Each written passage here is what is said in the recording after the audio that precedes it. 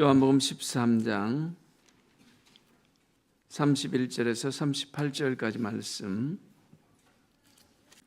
그가 나간 후에 예수께서 이르시되 지금 인자가 영광을 받았고 하나님도 인자로 말미암아 영광을 받으셨도다.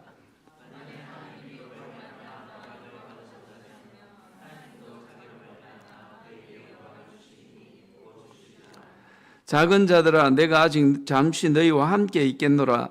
너희가 나를 찾을 것이나 일찍이 내가 유대인들에게 너희는 내가 가는 곳에 올 수 없다고 말한 것과 같이 지금 너희에게도 이르노라.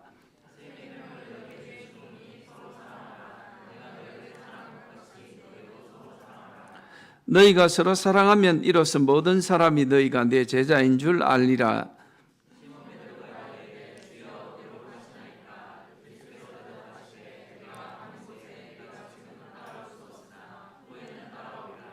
베드로가 이르되 주여 내가 지금은 어찌하여 따라갈 수 없나이까? 주를 위하여 내 목숨을 버리겠나이다.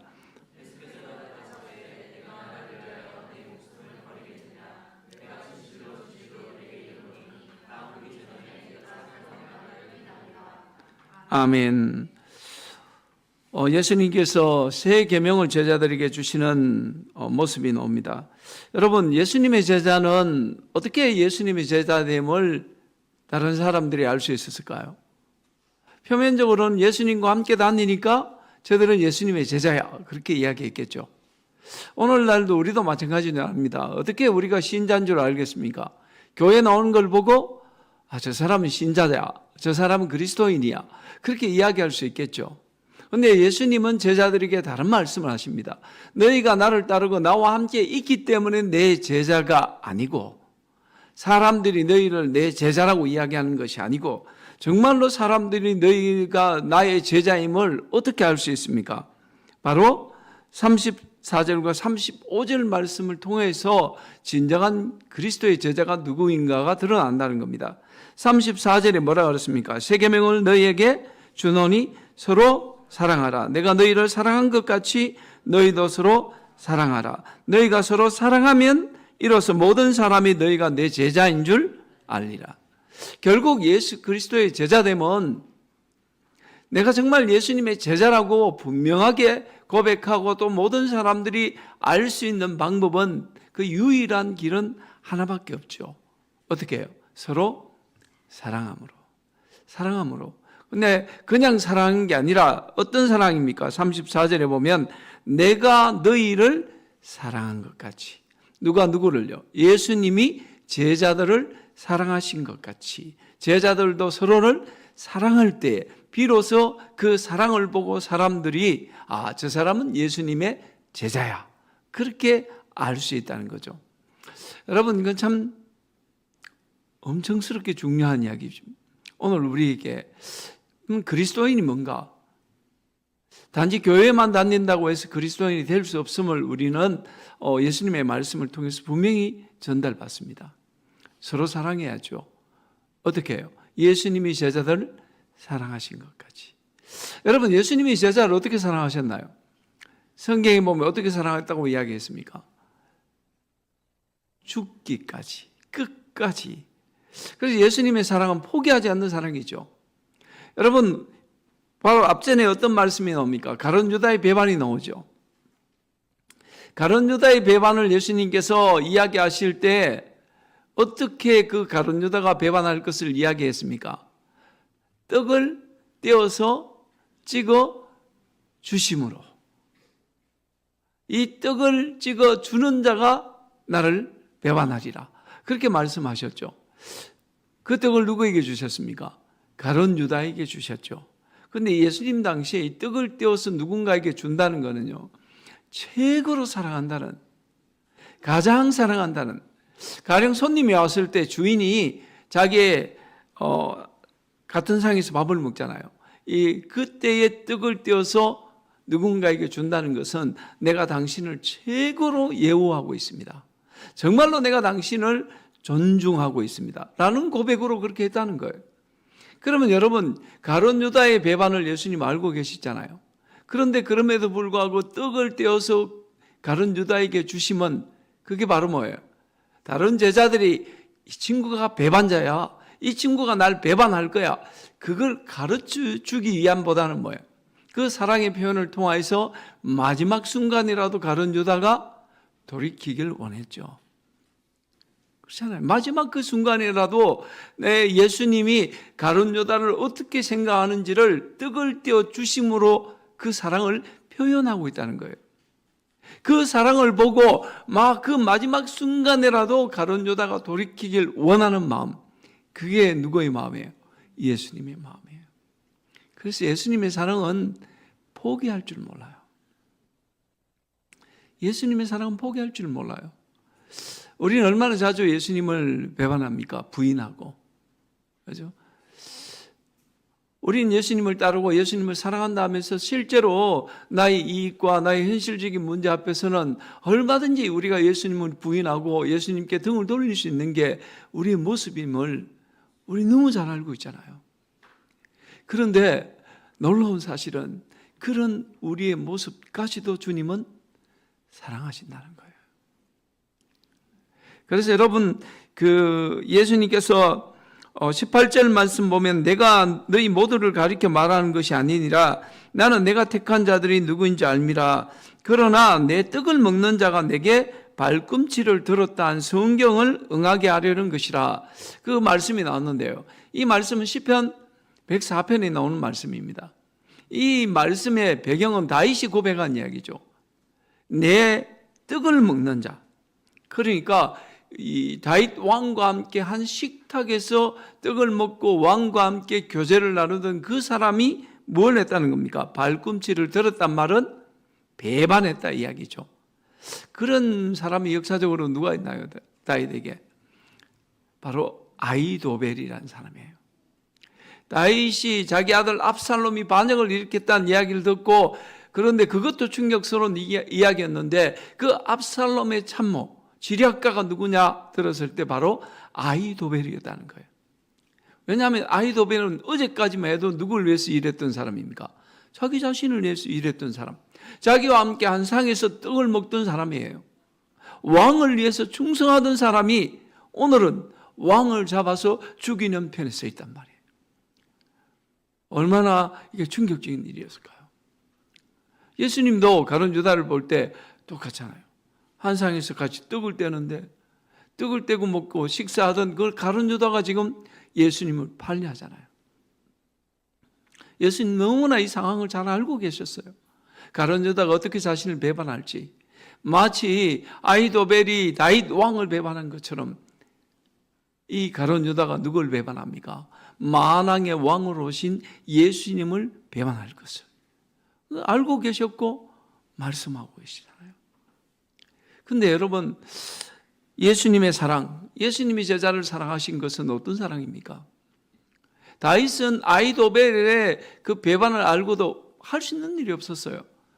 단지 그는 기도했습니다. 하나님, 저 아히도벨의 모든 모략이, 괴락이 헛수고로 돌아가게 하소서. 모든 게 헛사가 되게 해주시기를 기도할 뿐이었어요. 그런데 우리 예수님은 어떻습니까? 가룟 유다의 배반을 이미 알고 계신단 말이에요. 이미 알고 계셔요. 다윗은 몰랐어요. 다윗은 모르는 상태에서 아히도벨이 배반을 했고 압살롬의 반역에 가담을 했고, 그래서 그가 할 수 있는 것은 이 아히도벨의 모든 계략이 그냥 헛수고로 돌아가게 해주시기를 하나님 앞에 기도할 수밖에 없었어요. 그런데 우리 예수님은 달랐단 말이에요. 예수님은 이미 다 알고 계셨고, 가룟 유다가 어떻게 자신을 배반할 것인가를 너무나 분명하게 알고 계셨음에도 불구하고 떡을 떼어 찍어 그에게 주심으로 그 마지막 순간까지도 우리 예수님은 유다를 어떻게 해요? 사랑하고 계심을 보여주십니다. 그리고 오늘 이렇게 말씀하시죠. 내가 너희를 사랑한 것 같이. 그러니까 여러분, 이 사랑의 메시지는 얼마나 놀라운 메시지입니까? 예수님의 이 사랑은 그냥 일반적인 사랑이 아니고요. 자신을 부인하고 자신을 배반하고 자신의 모든 것들을 송두리째 무너뜨리려고 했던 그 제자, 그 제자까지도 품으시는 사랑이 예수님의 사랑인데, 근데 문제는 뭡니까? 그 사랑으로 우리가 서로 사랑하라는 거예요. 그러니까 여러분, 이게 우리에게 얼마나 큰 심각한 문제가 됩니까?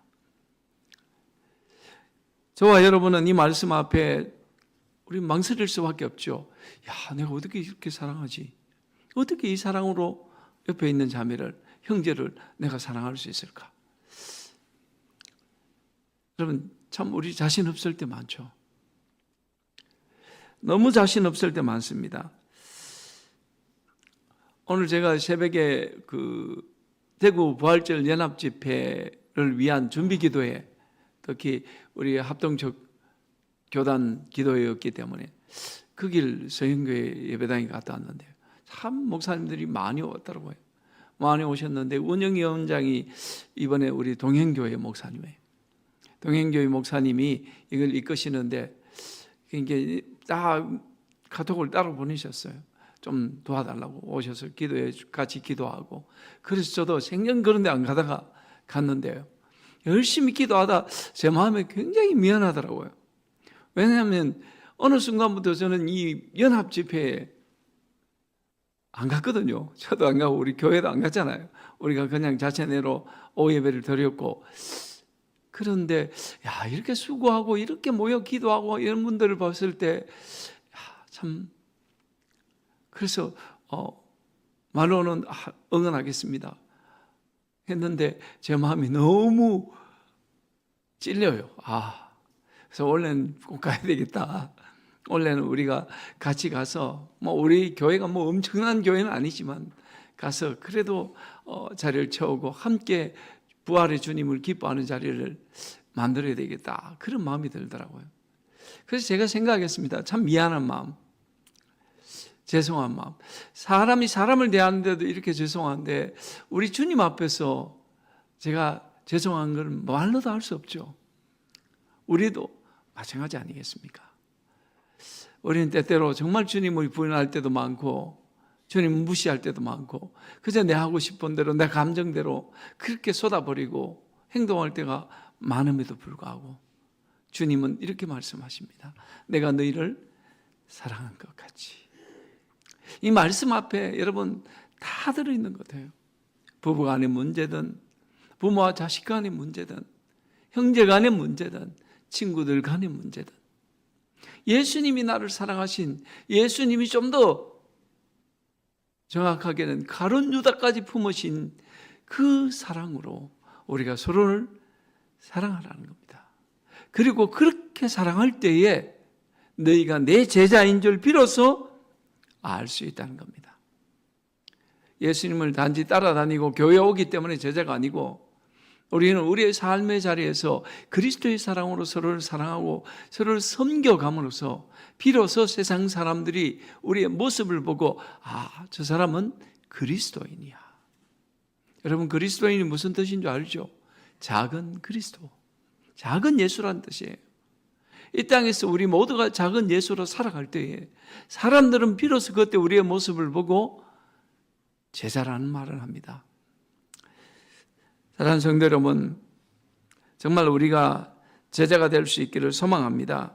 36절 이하에 보면 시몬 베드로 이야기가 나오잖아요.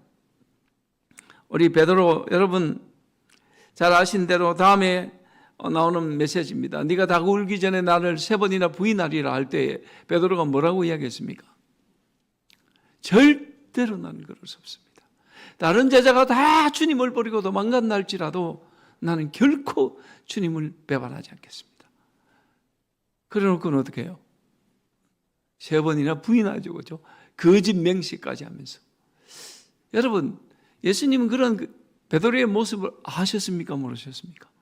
알고 계셨어요. 정확하게 38절에 보면 내가 진실로 진실로 내게 이르노니 닭 울기 전에 네가 3번 나를 부인하리라고 말씀하시잖아요.